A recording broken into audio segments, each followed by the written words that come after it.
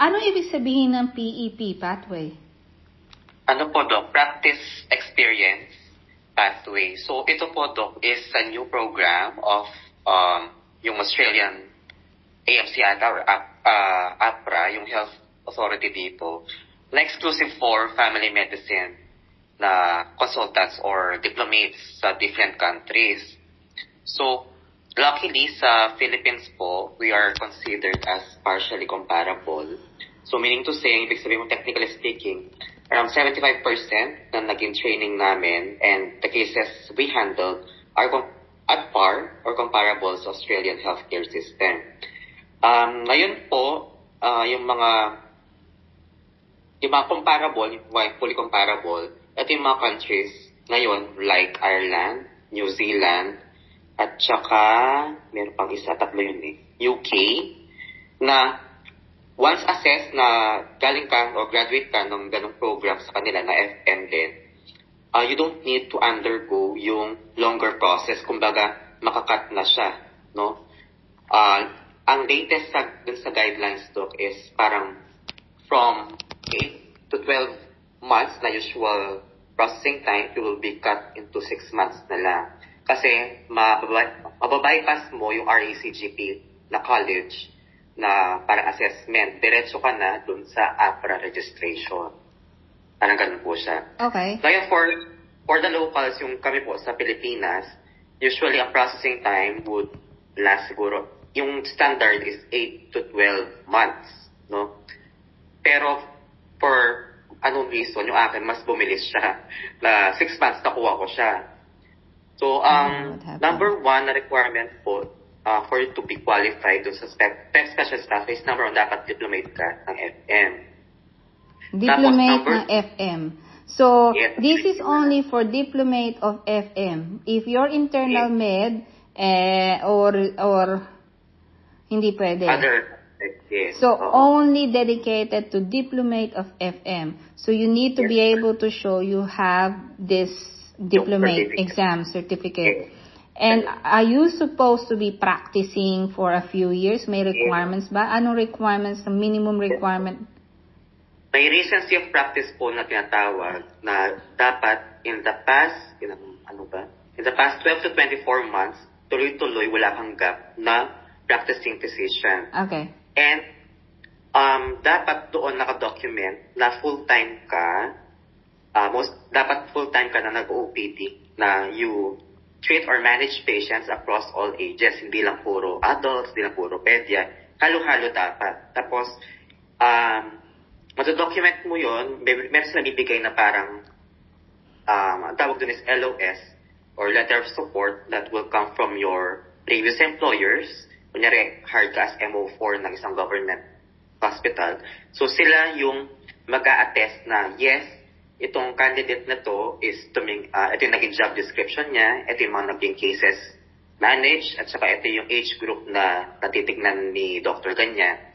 That will support, no, na talagang ginawa mo yung duties mo as an FM physician. Kasi dapat, ang goal nila dapat, clinically, qualified ka. Yung holistic yung approach mo, hindi ka lang isang age group. And then, hindi po counted dito yung mga admin tasks. Kunyari, ako, OPD head ako. So, hindi nila kinakount yung admin work. Actually, para red flag sa kanila, kunyari, most of your time, kunyari, let's say, more than 50%, nag-aano ka lang office work. Ayaw nila yun. Gusto nila, clinical kasi, yun naman talaga yung kailangan nila. Yun yung JD mo pagdating mo dito, as GP. Tapos, aside from the letter of support, marami din silang hinihingi po na mga supporting documents, mga requirements. So, aside doon is yung mga COE. Meron po akong ibibigay na link yung nga po, after this one. Ginawa po yun ni Dr. Santos, Maricar Santos. Siya yung nag-document lahat. Detailed po siya. Yung step-by-step process and how to go about your PEP pathway application. So, ando doon na po yung detailed process plus yung price. No, kunyari papa-assess ka magkano. Like yung epic profile, yung APRA registration, yung RACGP assessment, program fee, and so on. Tapos may step A, B, and C. Hanggang D, meron po siya.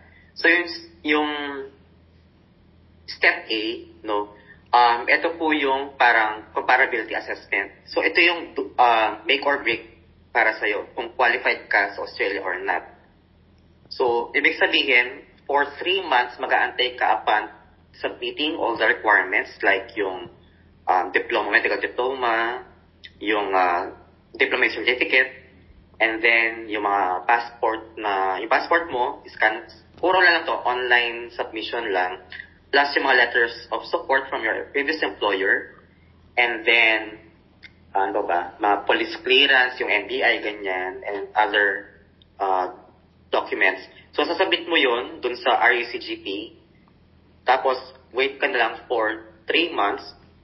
Yung iba shorter, ako ay parang 2.5 months. It only took me 2.5 months for it to be processed. And then, magbibigay sila ng parang preliminary na summary or ng feedback kung may further questions sila or clarifications before you'll have the final feedback. Ako, in my case, I had a preliminary report na parang may kulang ata. May clarify lang sila na certain question. Tapos, once na nasagot mo yun, i-submit mo lang ulit, then wait for a week. After nun, meron ka ng final assessment. So, doon, it's either partially comparable ka or not comparable at all. So, yun yung pinaka-pivotal na phase ng application mo kasi do or die na yun kung pwede ka sa Australia or not. After that, mabilis na po. Like yung part B, ito na yung parang job offer verification. So, dito, ibibigay mo yung signed contract mo with your employer. Sasabit mo kay RACGP, yung Royal Australian College of General Practitioners. So, i-verify nila kung totoo bang nag-exist yung clinic na to or not. And then, may minimit sila doon na parang working standards na kailangan yung sweldo mo must be at par with your local counterparts para hindi ka naman lugi, yung IMG. This would entail siguro parang 2 to 3 weeks. Mabilis na po siya. Wait, And can we pause? Yes. So, since sa part B, you're looking for job offers, this is the part where you did your research, went online, and you applied all over Australia for a training position or GP position? GP position po. In my case, ang una ko po na-secure before, even during completion of requirements, ang pinakauna ko po na-secure is employment na. So, habang nag-complete ko yung mga requirements, para to save time, multitasking ako, ginawa ko, nagpapa-interview na ako, ongoing interview, while completing my requirements. Kasi, di ba yung requirements natin, like yung PRC, mga from AFP, medyo matagal sila kasi you have to wait for your appointment. So, para hindi sayang naman yung oras, nagpapa-interview na po ako. In my case, I applied to parang 50 clinics via Indeed and Seek Australia. These are the parang job search engines for medical practitioners in Australia. So, ang keyword ko lang po na tinatype doon is non-VR JP positions. So, marami naman po lumalabas doon. Tapos, ang ginawa ko nila, send to all, pero yung template ko po, pinapalitan ko siya.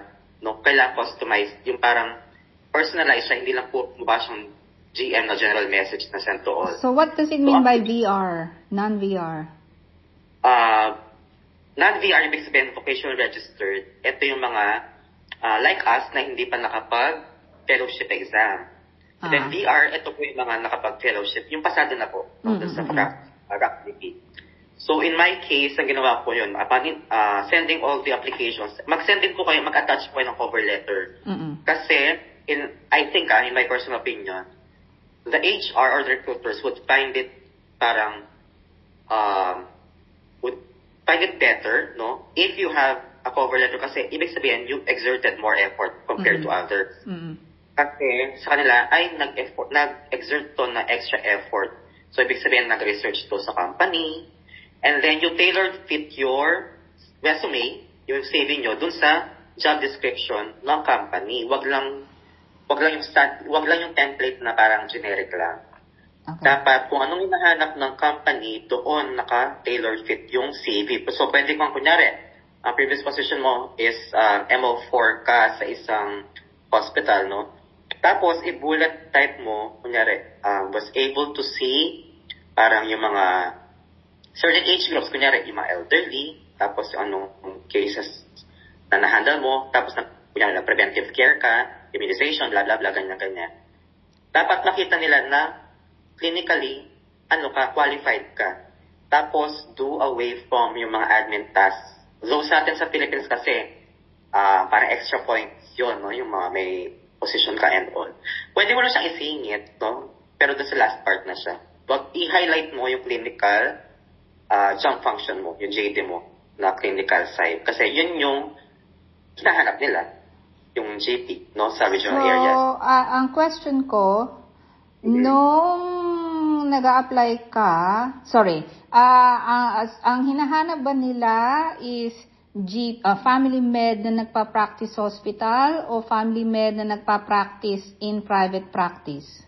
Okay. So, good question po, no? Sa kanila po, as long as you see patients across all ages, like nag-outpatient ka, okay na po yun, regardless if it's private or public.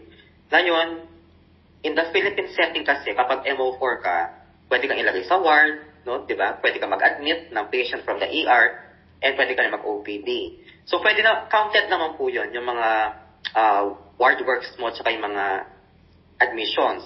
Pero, you have to highlight na nag-outpatient ka, kasi yun talaga yung gagawin mo pagdating dito. Hindi ka lang mag-admit dito. Mostly, lang siya, 8 to 5 na clinic hours, yun lang. Kapag though pwede mo lang siyang ilagay pero highlight pa rin yung OPD clinic mo. Kasi yun ang kailangan nila. And then, out of those 50 na pinag-applyan ko po, ang nag-set ng interview sa akin na online is 15. Out of those 15 na in-interview ako, 12 po doon yung nag-offer. Nagbigay ng job offer. Wow! Galing mo naman. Luckily na nauto ko naman sila. So, out of those 12, pinili ko lang po kung ano yung pinaka-suitable sa akin. It depends kasi other clinics would offer you permanent resident visa, yung 186. Others would offer you 482, yung work permit, no? 482 is work permit. Yung isa na sinabi mo? 186 PR visa po yun. Direct entry. Hindi mo kinuha yun? Kasi po meron po siyang kumbaga may drawback po siya, pros and cons. For 482, pwede na po mag-decide yung mga viewers natin. For 482 or yung TSS na natawag natin, or temporary shortage skill visa, usually ito yung mas mabilis na kumbaga na visa na i-process kasi parang nasa area of need ka. 1 to 2 months ka lang ipaprocess, mabilis siya. Unlike 186, it would take you roughly 6 months minimum. Okay. Kasi PR visa. So, syempre, mas madaming papeles, no? Tapos, for PR visa holders, usually, ang drawback lang nun is gagawin kang employee most of the time. So, pag sinabing employee, medyo nakatali ka dun sa employer kasi they need to recover yung ROI nila. May return of service ka talaga. May stipulated number of years, no? Yeah. And then, as compared dun sa isa, yung 482, mas may freedom ka. Kasi parang work permit, so most likely, independent contractor ka. Pero nasa agreement nyo pa rin yung internal arrangement ng employer nyo. So in my case, I talked to a lot of people, no, yung mga nasa group chat po namin na FM na ando dun na sa Australia. And parang 95% of them told me na you take the independent contractor scheme, which is may split billing po siya. Pag independent contractor ka, parang sa Pilipinas, parang retainer position. Wala kang employer-employee relationship. So, ibig sabihin, you don't have the benefits like yung superannuation, yung mga leaves and all. Pero, mas malaki yung net pay na nakukuha mo kasi walang nakakaltas sa'yo. At the same time, you have the freedom. Kunyari, hindi mo feel pumasok ngayon. Eh, hindi ka pumasok. No work, no pay. Yeah, yun lang ang drawback niya.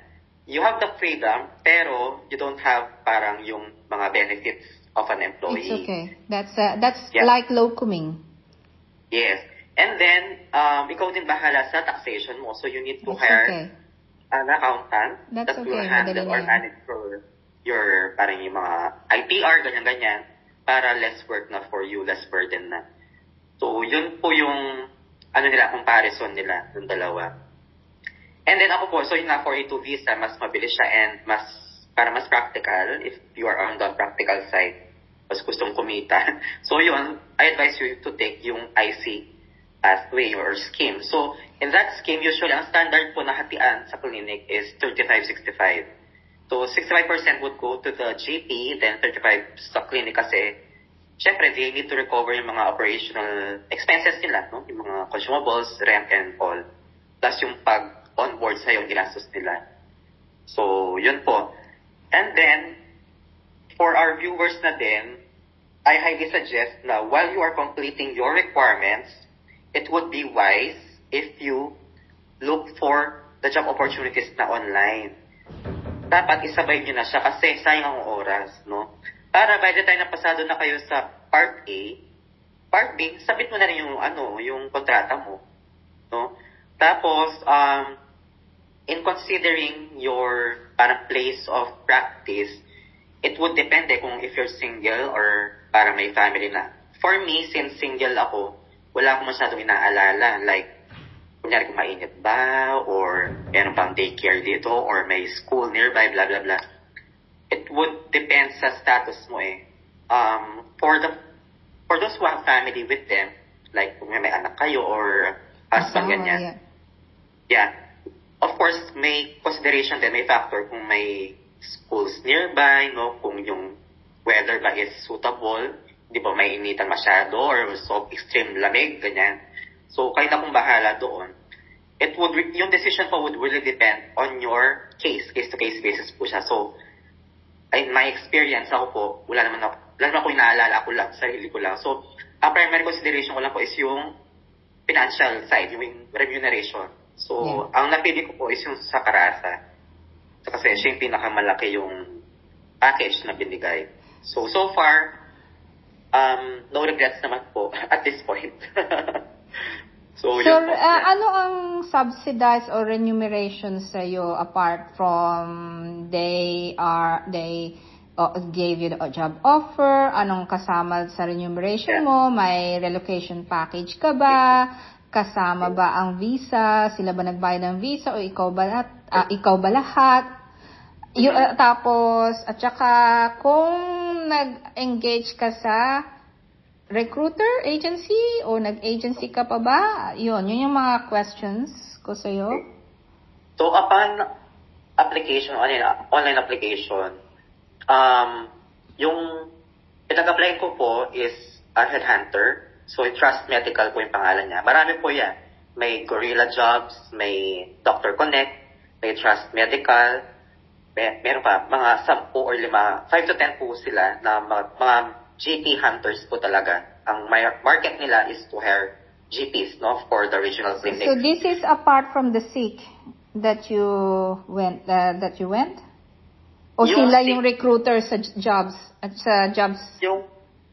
Yung SEEK at saka po yung Indeed, parang sila po yung job street sa Philippines. Parang yun yung counterpart nila. So, job search engine, and then doon po yung platform nila, and then doon yung makikita yung list of recruiters or agencies. Okay. Ngayon, si agency, kunyari ako, in my case, Trust Medical, they have clients, no, yung mga GP-owned clinics across Australia. So, sila nang bahala na magtuturo sa'yo, mag-direct, ito para to sa Queensland, ito para sa Tasmania. Kasi, ang first na person na makakontak mo is yung makausap mo is yung recruiter muna eh. So tatanong ko nila initial interview, they will assess kung anong type of personality mo, ano yung expectations mo, ano yung priorities mo in life. Kunyari, in my case, laging hindi mag-clinical tinatanong eh, more of yung personal side ko, like, are you single, are you married, what are your expectations with Australia? Do you wanna live sa temperate areas? Okay ka ba sa tropical, sa arid, ganyan? Ano yung hobbies mo? Are you the outdoor type of person? Indoor type? Ganyan. And then, with that, sila na yung sila nag-match. mag-navigate. Ito siguro parang pang ano to, pang Western Australia, pang outdoor. Ito, ayaw na mainit, siguro sa Tasmania to or Melbourne, parang ganyan. Sa Victoria, ganyan. So sila na po yung sa'yo, parang tailored fit kung saan ka pupunta. And then with that, kapag na-refer ka na nila, we have, let's say, kunyari, sa Queensland po, meron pong, yung case ko po is Gympie, tapos meron din Agnes Waters na town, surfing town po ata yun. So doon po ako dinirect, and then pinag-interview po ako, nagustuhan naman ako ng employer, tapos binigyan ng job offer. Ngayon, ang standard na binibigay nila is, aside from the money, yung basic na remuneration mo, other benefits would include yung visa. Yung visa, it would depend sa budget ng clinic. Kung may pera, may budget ang clinic, they would shoulder including yung visa application, yung fees. Kasi yung iba, visa nomination lang, yung smaller clinics. Mura lang kasi nomination yung application yung medyo mahal. Like, it would cost you 3,000 to 4,500 AUD. And then, in my case, shouldered naman po ng clinic yung yung visa application plus yung migration agent. I think ang ginastos nila for that alone is 6,500 AUD for my visa processing. So, care of sa kanila po. And then, yung recruiter pa, babayaran pa nila yun. Yun ang malaki. In my case, bayad po nila yon yung Trust Medical. And then, other perks na binigay po sa akin is yung annual round trip ticket to Perth. Wow. Tapos, meron pong 6 months free accommodation. Meron ding 6 months na car rental na free. Tapos, meron din po, ano po yung binigay? Tapos, sa Karasa po kasi, tax-free po yung payroll tax. Parang may payroll tax na free, na wala po sa ibang state. Tapos, ano pa bang free? Kasi, well, of course, since MM6 po kami, ibig sabihin medyo talagang isolated na. Regional. Diba, yung modified model. The more rural you get, or the more remote you get, the higher would be the government incentive. So in my case, MM6. So within 5 years, I can get as much as 117,000 AUD. In tranches lang po yun. So yun po, kung gusto niyo pong mas more rural, mas beneficial yun sa inyo kasi you get more money. Kung gusto niyo naman medyo metro living, gusto mas malapit sa CBD, pwedeng MM2. So, mas maliit yung incentive. Ngayon, other benefit ng nasa rural ka is yung moratorium. It would shorten yung moratorium mo. So, habang nasa mas liblib ka na lugar, mas iikli yung isa-serve mo na